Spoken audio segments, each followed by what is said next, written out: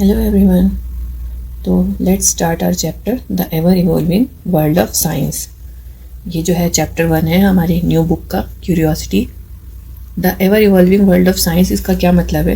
यानी साइंस की एक ऐसी दुनिया जो इवॉल्व हो रही है, हमेशा इवॉल्व हो रही है। ठीक है, कहीं पे भी साइंस जो है रुका नहीं है, हर दिन कुछ नया हमें इसमें जानने को मिलता है, सीखने को मिलता है। We hope you enjoyed your adventures with curiosity in grade 6 and are now ready to continue our journey into the wonderful world of science।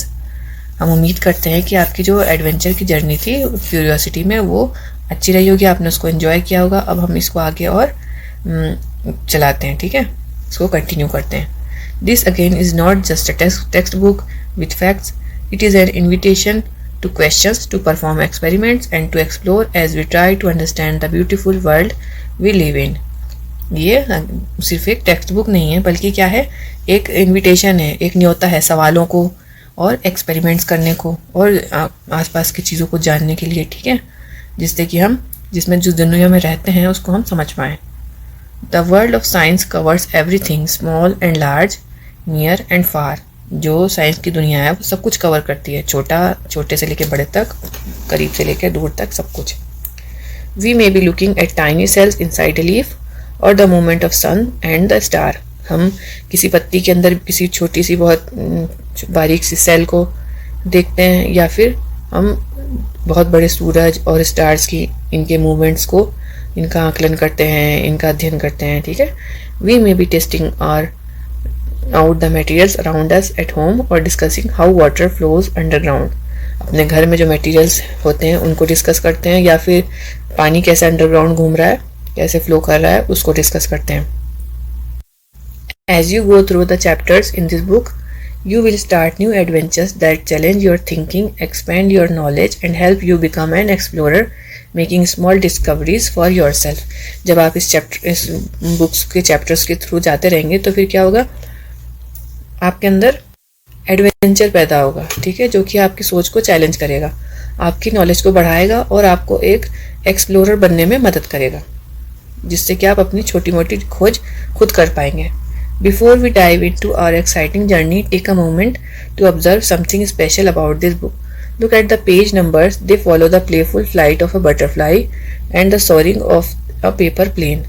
Just as butterfly flutters freely and a paper plane flies into the sky, learning takes flight when curiosity leads the way।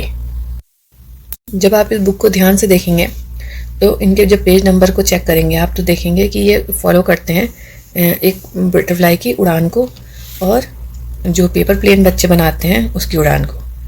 Did you know that something as simple as paper plane inspired real scientific exploration of flight? From early inventors studying bird wings to modern engineers designing aircraft, the dream of flying started with simple observations and experiments। तो जिन लोगों ने भी वो बनाए हैं aircrafts, ठीक है, aircrafts को विकसित किया है, तो उन्होंने किस चीज़ की स्टडी करी है? उन्होंने बर्ड्स की विंग्स को देखा, ठीक है, जिस तरीके से चिड़िया उड़ती है या जिस तरीके से बच्चे पेपर से प्लेन बनाते हैं, तो वो इस सिद्धांत पे काम करता है। इन्हीं सब चीज़ों को यूज़ करके लोगों ने एयरक्राफ्ट बनाए और उनको विकसित किया है। As you turn each page, let your imagination take flight, exploring new ideas, discovering wonders and reaching for the skies. तो जैसे आप पेज पलटेंगे तो अपने इमेजिनेशन को, अपनी कल्पनाओं को उड़ान दें, नए आइडियाज़ को खोजें, ठीक है, और फिर आसमान को छू लें। Exploration of course is not just about discovering new facts or learning about different things in nature. Science, as we said in grade 6, is a process, so it is about a way of thinking that welcome curiosity, asks question and is open to unknown।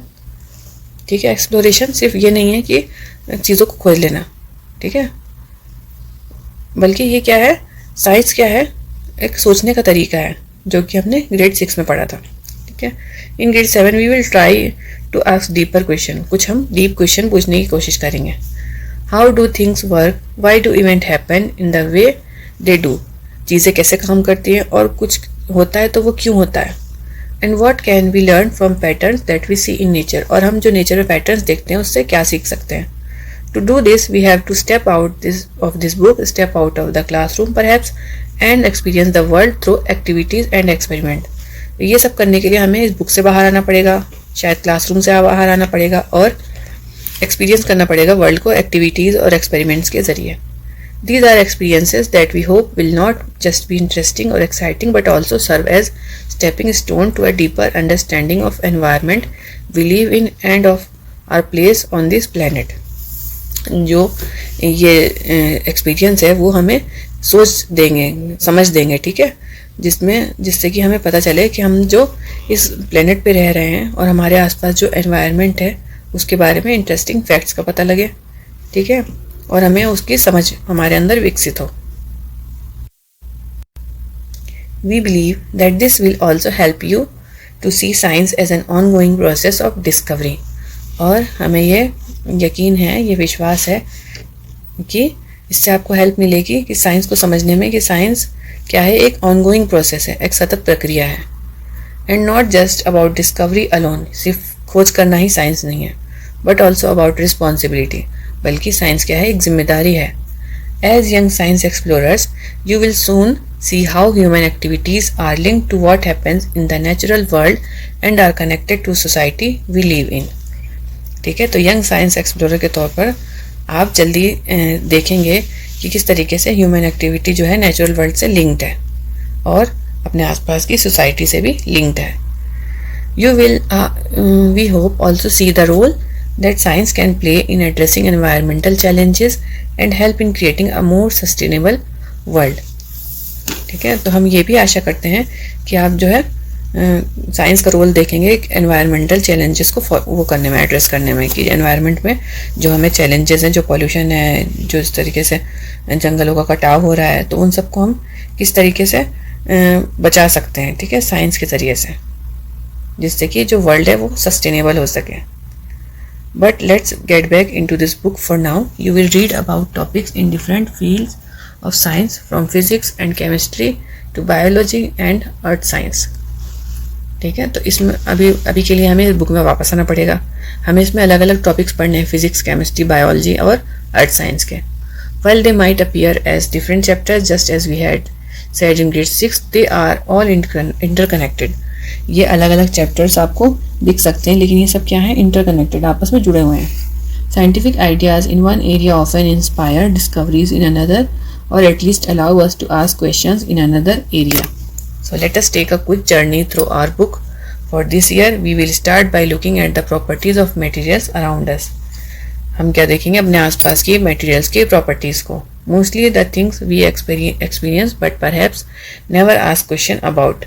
बहुत ज़्यादातर चीज़ें हमने आसपास में देखी होंगी, experience की होंगी, लेकिन कभी उसके बारे में सवाल नहीं किया। वाई आर सम फ्रूट्स सोर, कुछ फल खट्टे क्यों होते हैं।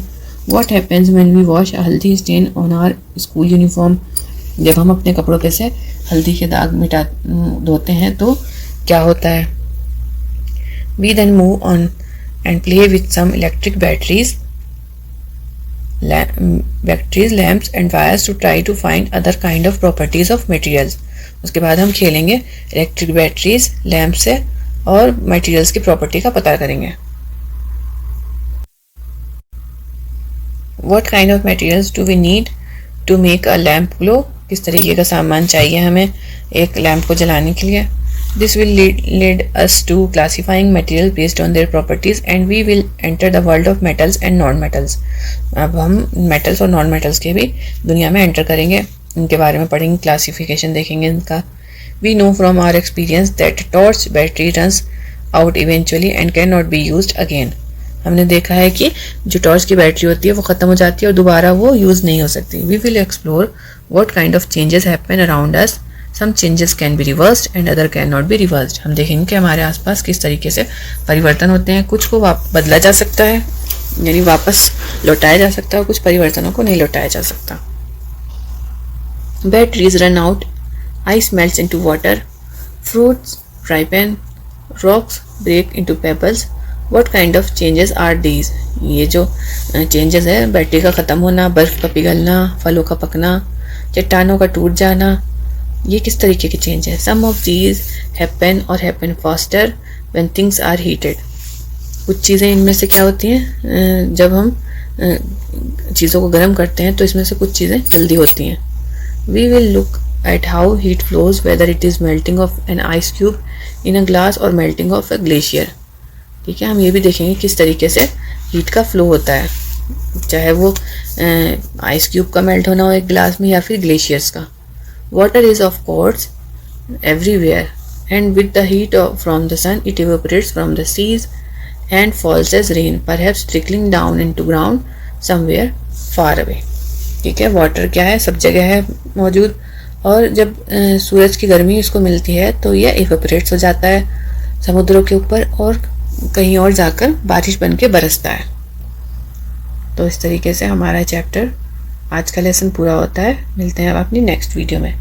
Thanks for watching.